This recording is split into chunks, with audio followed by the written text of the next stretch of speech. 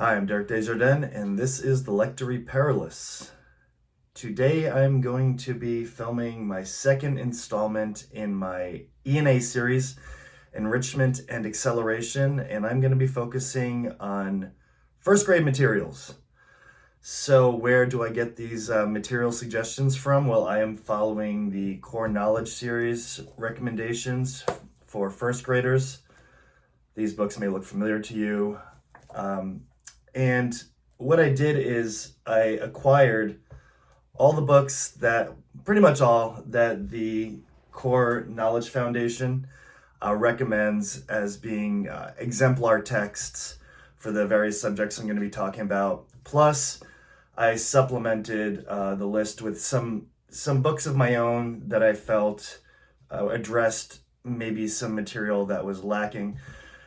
Hence the long lag between my kindergarten video and this video, because I had to acquire all the materials and read them all. So I have read all the resources I'm going to be talking about today. So let's get started with world history. So remember, we're focusing on history, geography, social studies in this video. I'm hoping in later series to talk about science, math, and reading. Public schools tend to do, quite well. I would like to see more specific content focus, especially in history and social studies being read about. But insofar as learning decoding skills, seeking out things like theme, etc., public schools tend to do pretty well. So I'm really focused on addressing content, and especially in an enriched and accelerated manner, because I think a lot of kids are ready for this material when they're younger, but we spend a lot of our primary grades just going on this whole expanded community notion, like, who am I in the community? Where do I belong? When in reality, the kids could be dealing with specific factual material from history, and I think to much greater benefit. So let's start with early world civilizations. Now, this would be a great time to talk about the land between two rivers, Mesopotamia. And I have a really nice book here called Gilgamesh the King. Gilgamesh, of course, being one of the earliest, if not the earliest preserved example of a narrative writing. And this is a beautiful book. It's part of a trilogy. I only have this one. I do intend to get the other two because I did like this one so much. And of course, it's an adaptation for kids, but the art is great. Gilgamesh the King is filled with really interesting themes. And I do know that Sumeria and Babylonia and Assyria probably get mentioned at some point in school, but it's the real superstar of ancient civilizations tends to be Egypt, Greece, and Rome. So we could spend some more time in Mesopotamia because that region is really very important. But speaking of Egypt, this is a good time to start talking about Egypt as well. Bill and Pete Go Down the Nile. This is a charming, cute little book, but it actually has some good factual information in it. So Tommy DiPaola, I hope I said that right, is the artist illustrator. This one actually took a while to get because they sent me the wrong Bill and Pete book. So there's a few Bill and Pete books. Fact encyclopedias. Now, I personally think that my whole journey towards academic interest in my own life was based on fact encyclopedias.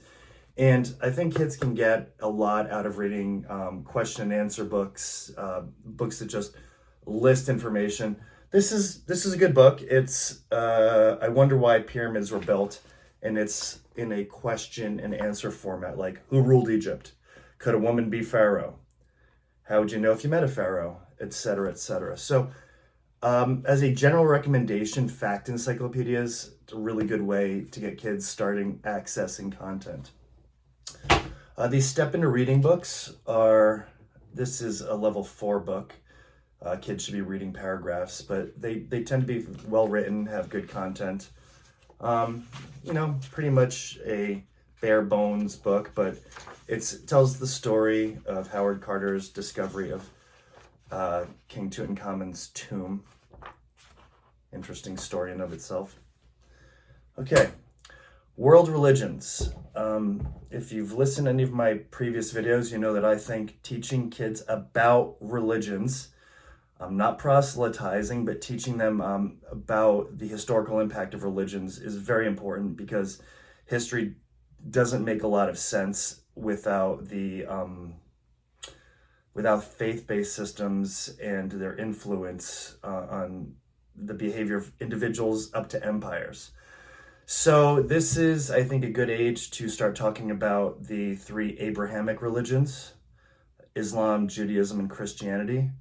And again, I'm going to mention that I feel that kids, once they've had me for 4 years, sometimes starting in 2nd grade and exiting in 5th grade, they don't know where I'm coming from insofar as my metaphysics. So they would never be able to say Mr. Desjardins necessarily believes this or believes that. I think we can do this. We can pitch it down the middle, and it's important for kids to get a fairly full picture of world religions. So Judaism, Passover, of course, it's important, and it's a nice tie-in with Egypt at the same time, of course, the story of Passover. Got Moses in the bulrushes, which, interestingly enough, is the name of my second title, Moses in the Bulrushes. And again, a good tie-in to ancient Egypt. What else do we have for Judaism? Yusil's Prayer. This one is relating to the Eastern European Jewry, and it's a good little moral tale. I think the art is a little on the bleak side, but the story is very good. And of course, the story of Hanukkah, which is really, from my own public school experience, the only thing I remember hearing about insofar as Judaism was Hanukkah. And really, insofar as the big Jewish religions go, it's not even the most important. But again, another interesting story and part of our cultural discussions. So important to know something about the story of Hanukkah. That one's by Amy Ehrlich. Okay, Christianity. I have 2 books I can recommend here. This is another Tommy DePaola book, who we saw earlier with Bill and Pete, so he's multi-talented. This is The Parables of Jesus, and it just tells a bunch of Jesus's parables. And the thing they're well written, well illustrated. However, they are given without any commentary or any interpretive function. So I think 1st grade, ideally shooting for the stars, kids can start to think in terms of subtext and symbolism, and I'm going to talk a little bit about that later on when I talk about American symbols.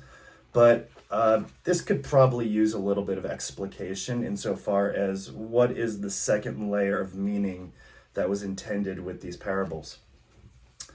This is a beautiful book, The Nativity, and it is illustrated in almost a Byzantine style.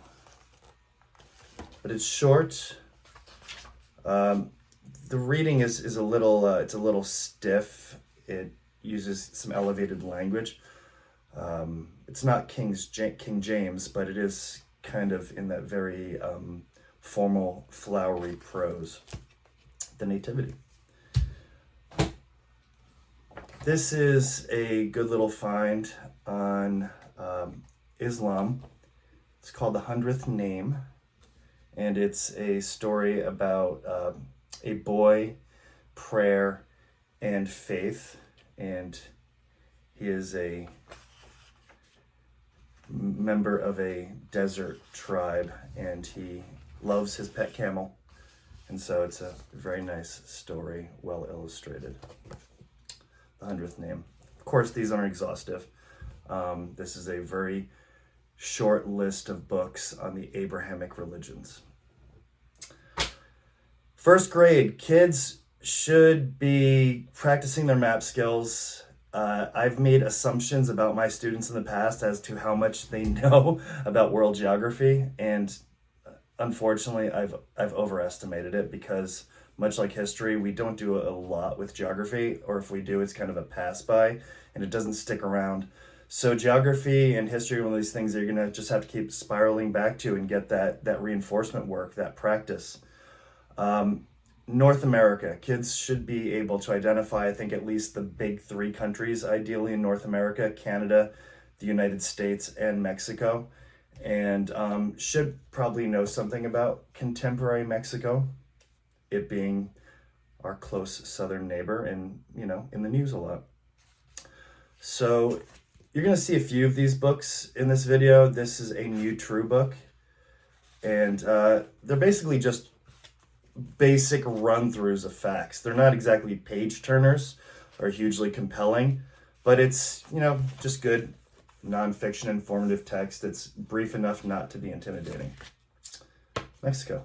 All right, let's talk about some United States, or I should say American history, because what I'm going to talk about first is not the United States, it is the Ice Age. And why is the Ice Age important? Because this is where we first get the peopling of the Americas, as far as we know.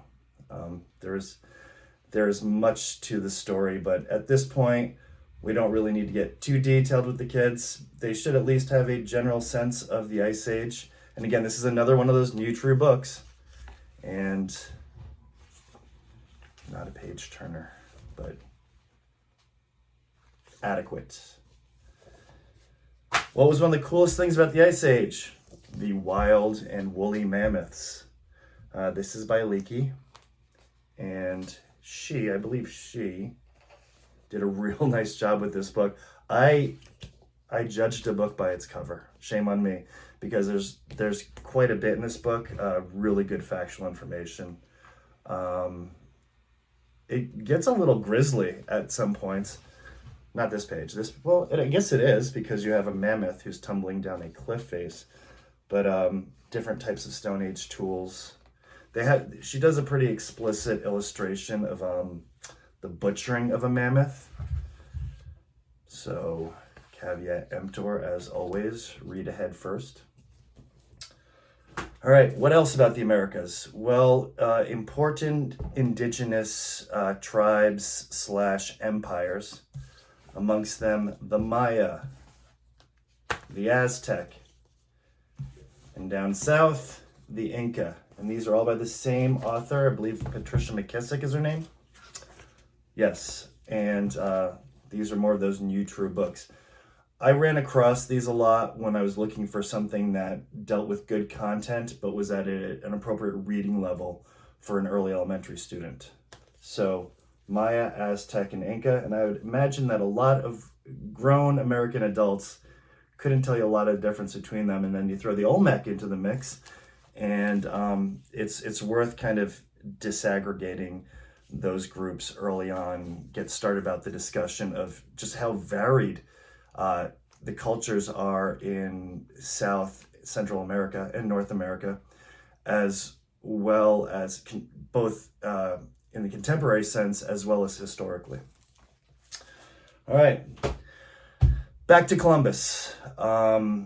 It's hard to talk about the Americas without talking about Columbus. I found this book that I learned a lot from. In fact, this whole experience has shocked me because I consider myself a pretty well-read, fairly educated individual, and I'm reading these first grade kindergarten books, and I'm like, oh, I didn't know that. And I double check the information, and I'm like, wow, I learned something new today, so that's great. I guess that's what they mean by docendo discitur. I sailed with Columbus. Now this, I do not believe would be an independent read, but it's a good read to, and it is the diary entries, not the actual diary, but it is a fictionalized account of the diary entries of a boy who actually did sail with Columbus on his first voyage. Now, if you are concerned about the problematic nature of Christopher Columbus, I'm not going to talk about that in this video, but His first voyage is the least troublesome in that regard. And this is where he landed in, I guess, purportedly the Bahamas.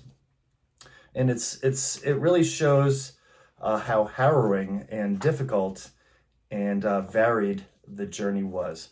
So I Sailed with Columbus by Miriam Schlein. The Conquistadors, the Spanish conquest of the indigenous populations. I did not find a lot of good stuff for kids here, or any good recommendations. So I just kind of struck out on my own, and I found this little gem. I think this was written by a 6th grade student and self-published, which I think is just the coolest thing. So, Miss Kayla Kearney, if you're out there and if any chance you get to see this video, congratulations. You did what I think we're always trying to get kids to do, which is seize the bull by the horns and do something great. This is called Cortez's Conquest, and it's told through a little narrative. And there she is, I think. I think that's a picture of her. But it's a nice short little story about the Cortez, without getting into too much detail, because I don't think you want to do that with first graders. All right, so let's start talking about the English settlement of North America. First, we had our failed colony of Roanoke. I got these 2 very cool books, and when I talk about learning something, again, shame on me, I didn't know there were 4 voyages of the original Roanoke settlement attempt. So this one is by Jean Fritz. She's a name that you're going to hear a lot when you try to look at historical information for kids. She writes a lot of great stuff. And this one is by Jane Yolen, also a name I've run across. Now, of these 2 books, I think this one is a little more advanced. And you can even tell that it's pretty text dense for a kid that age. The pictures are nice, and the artwork is good, and there's good old Queen Bess. But this is probably not the one I would use with younger kids. I really liked this one for younger kids. It's splashier. Now again, when you're dealing with this stuff, you're going to be dealing with violence. So it's important that you read the material ahead, know your audience, and be willing to kind of massage some of the information early on if you need to. But this book doesn't get into too much detail about the conflicts, but ultimately it is a mystery what happened to the settlers at Roanoke, the lost colony. Okay, slavery. Talk about a dicey topic, but it is something that needs to be addressed. It's really hard to understand the peopling of the Western Hemisphere, or even how the entire world operated historically for a large portion of its existence, and unfortunately even today. But specifically for our purposes, we are going to be talking about the slavery of Africans to work in North America, South America, and the Caribbean. And this is a scholastic book by Pamela Johnson called If You Lived When There Was Slavery in America. And it goes into some dark details. I mean, separation of families, how difficult the Middle Passage was. But it's not relentlessly dark. It does talk about some of the cultural adaptations the enslaved peoples made to survive and get along, and traditions that were developed, traditions that they brought over. And this is one of those books that I learned a lot from, that I'm like, wow, I had no idea. And so I think if you're looking for a book about slavery for young children to get the topic introduced, I don't think this is a bad choice. If You Lived When There Was Slavery in America. The Pilgrims. Teachers love to talk about the Pilgrims. So I'm pretty sure that your kid is going to be exposed to the Mayflower and all that. In what context? Well, that's a whole different question. I think the idea that the Pilgrims were seeking religious freedom is a very important idea. Really not just for the Pilgrims, but for the development of the colonies in general. But this is a nice story, Across the Wide Dark Sea, and it's a boy's first-person perspective of a journey on the Mayflower. So it's a nice book. Across the Wide Dark Sea. Jean Van Leeuwen, another name I've run across and I can't remember where. All right, so colonial America, there's lots of stuff. Schools like colonial America, but really public schools today, I don't believe, tend to address interesting things about the colonies or the Revolutionary War until a little bit late, maybe starting in 4th or 5th grade. There's no reason why a first grader cannot start to engage in the history of his or her own country. And Ben Franklin is just a great and interesting person to talk about. He's interesting to adults. He's interesting to kids. He's got a lot for everybody. But this one is called The Many Lives of Benjamin Franklin. Was that written down and illustrated? Oh, another book by Leakey, who did Our Wild and Woolly Mammoths. And I just really like the way this book is done.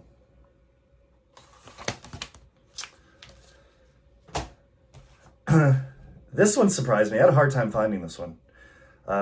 This one is Sam the Minuteman. And it's a pretty cool story of the battles of Lexington and Concord. And illustrated by Arnold Lobel. And this, I just took a little side trip because I really, really loved the artwork. This was totally in my wheelhouse, so I'm going to be ordering more books that were illustrated by Arnold Lobel. But this is a great story showing a conflict between the redcoats and the colonists. Okay, this is an absolute must-buy just because it's the coolest book. Yankee Doodle by Gary Chalk. It's a revolutionary tale. In any case, it is set to the tune of Yankee Doodle. It tells a little history of the song Yankee Doodle, and it shows all the different verses, of which I didn't know there were so many. It has 16 here. And you just got this very charming, well-illustrated story about the American Revolution, or parts of it, all set to Yankee Doodle. So set in that rhyme scheme, set in that rhythm meter. Yeah, with these